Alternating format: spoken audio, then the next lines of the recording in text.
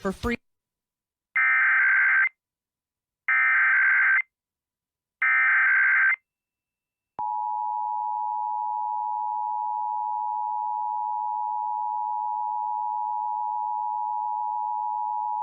This is a test of the emergency alert system originating from the Michigan State Police State Emergency Operations Center in Lansing. If this had been an actual emergency, such as a tornado, toxic material release, nuclear plant incident, widespread phone or power outages, or other state or local emergency that affects safety, official messages would have followed the alert tone. This test is presented in conjunction with Michigan Severe Weather Awareness Week. Severe weather can strike at any time. It is important to be prepared to act when the sirens sound and or alerts are issued. For preparedness information and materials, visit michigan.gov/MI Ready. This concludes this test of the emergency alert system.